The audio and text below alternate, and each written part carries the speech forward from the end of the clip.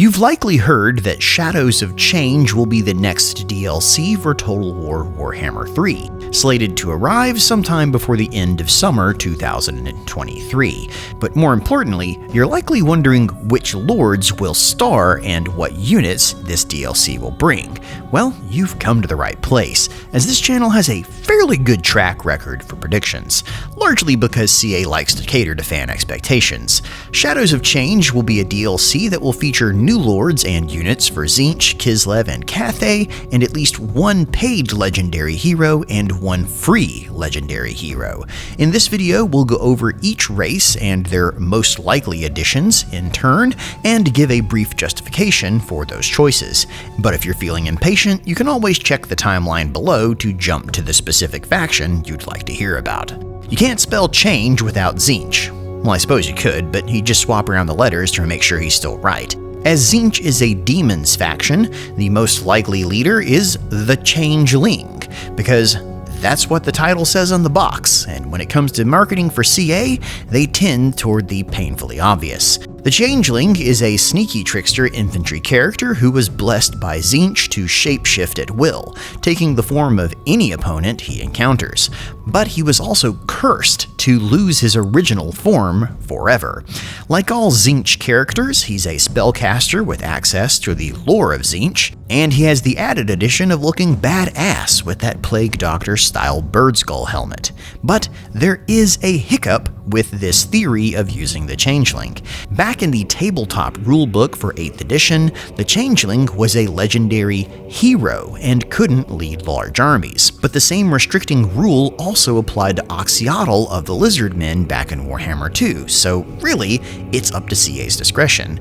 It would make sense to only make him a legendary hero given the Changeling's stealthy nature, who can perform super actions on the map and move independently of armies to spread mischief around. But like Tzeentch and Oxyotl, including him as a legendary lord gives the possibility for some very different mechanics than we've seen from the Tzeentch roster so far, and I would personally prefer a more diverse campaign over yet another hybrid spellcaster. If Total War does go the legendary hero route, Tzeentch's other demon options will definitely raise some ire. The only other 8th edition character is the Blue Scribes, which are blue horrors sitting atop an extra-large disc of Tzeentch, both of which are already playable in Warhammer 3. I mean, they have a fun gimmick where they can cast random spells from all the lores of magic, but nobody wants to pay $25 for a headlining lord that is mostly made up of models that are already inside the game. Which brings us to Egram van Horstman, a powerful champion of Tzeentch who rides around atop a two-headed chaos double dragon. This former acolyte of the Imperial Wizarding College of Light is now a mortal chaos sorcerer without equal. But that mortal word there is also why we may not see him. When Warhammer 3 was announced, everyone, including myself, assumed that these mortal champions of the Chaos Gods would show up in their patron gods rosters. But with the Champions of Chaos DLC, the Total War team set a precedent and stuck the divided champions in the Warriors of Chaos roster, and also massively bloated their choices beyond all proportion. With Egram van Horstman, it's possible CA could course correct and bring a more mortal-focused army back to their patron god, especially as it has been hinted that the free legendary hero releasing alongside the DLC will be a Tzeentch, quote, frontline fighter, and the only frontline fighters for the god of sneakery are the Changeling and Akeled Hellbrass. Hellbrass is a bit of a throwback, but he's a mortal warrior who Tzeentch gifted with, of all things, the lore of life. Now, everywhere he walks, a carpet of flowers emerge behind him, and every doorframe he touches sprouts new limbs and buds as if it was just planted again. He also has a weapon called the Wind Blade that can randomly draw upon the powers of the wind and fly across the map to hit someone, surround him with a maelstrom, or even make Hellbrass fly. Needless to say, I think Akeled Hellbrass is awesome, and I am biased in wanting to see him in the game very badly. For units, though, it's surprisingly slim pickings. I mean, Khorne already has his Minotaurs in-game, so it's no stretch for Tzeentch to get his Tzaangors, beastmen who worship Tzeentch, who will then come in a variety of flavors, like the Tzaangor Shaman hero, who will most likely appear as a monster or a group of elite units, and the Tzaangor Enlightened Flying unit, who can be either spellcasters or archers. For a big WoW unit to put into the trailer, though, you gotta have something with a bit more oomph, and a Mutalith Vortex Beast or a Fireworm have the necessary oomph to make you stop and pause the trailer, and would also roughly fill the same role on the battlefield, a great big honking monstrosity that would wade into enemy units to eat or trample anyone in their path and mutate anyone that looked at him sideways. Now, for Kislev. Since their reintroduction for Warhammer 3, much of the old lore for Kislev has been discarded, and one of the few named characters that we've been given is Mother Ostankaya, a renaming of the old Baba Yaga character, likely because there's a movie by that name now and they can't copyright it, and when they said Baba Yaga around the office, everyone started making John Wick jokes. Mother Ostankaya is an Ungol hag mother, an old wise lady of the woods, descended from the tribe that originally inhabited Kislev before the Tsars came. She works in the darkness and sows fear in anyone that would threaten the motherland, even summoning some dark shadow creatures to do her bidding, according to the short story about Kislev put out alongside Warhammer 3's release. And those shadowy creatures give us part of the Shadows of Change DLC naming, no doubt. Her likely DLC presence is reinforced by an interview with Andy Hall, a former Games Workshop employee who works with Total War now on their lore development. He also leaks like a sieve, and Mother Ostankaya was one of the names he gushed over on multiple occasions. As she's an Ungol lord, I would expect Ungols in her DLC, a group of people that would generally be patterned after Slavic folklore, with units drawing on Cossack and steppe people theming.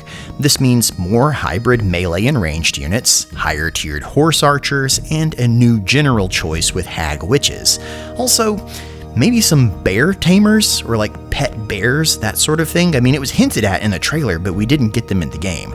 Mother Ostankaya is also supposed to commune with nature, so it would make sense, and CA never stops going hard on that bear theme. I mean, honestly, this would be a good opportunity to maybe introduce some mount variety back into Kislev with, additional sleds or horses, or maybe even the Oblast elk as a mount for the hags. I mean, there's even a real possibility that Mother Ostankaya's mount will be a walking hut with giant chicken legs, so really, we might as well go crazy here with the mounts.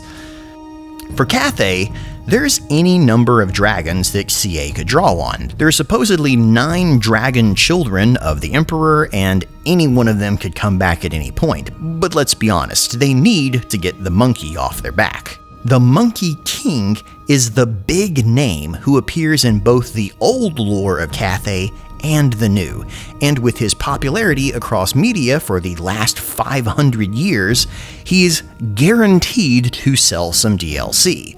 If you've played anything with Sun Wukong, you've got a good idea of how this hirsute warrior monk works, a rebel leader who works both alongside and in opposition to Cathay, charging down from the snow-covered mountains of the not Himalayas to attack the farmlands below and raid them.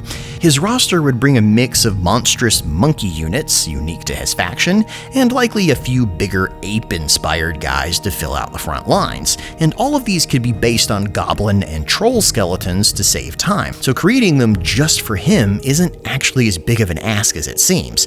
More broadly though, Cathay could really use some harder-hitting cavalry, and maybe a monstrous dog unit like the Jade Lions.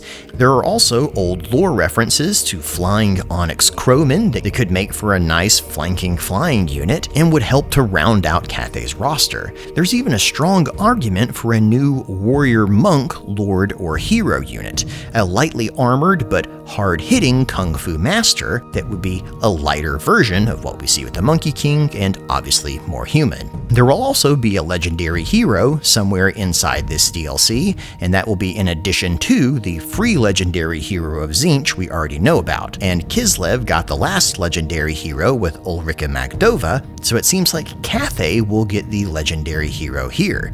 Possibly it will be another dragon sibling. We have the Sea Dragon, the Fire Dragon, the Jade Dragon, and even the Death and Light Dragon still to go, but who it will actually be is really anyone's guess. I mean, the factions in question here are relatively new reinventions and leave a great big question mark on which direction Games Workshop and Total War have agreed to take with them. So if I sounded vague on the units and the lords here, that was intentional. If nothing else, you have a good primer now for what most people are looking for inside the DLC, and we'll find out much more about the Shadows of Change DLC for Total War Warhammer 3 when it releases sometime in either late July or August of 2023, because there's only so much time you have left in the summer.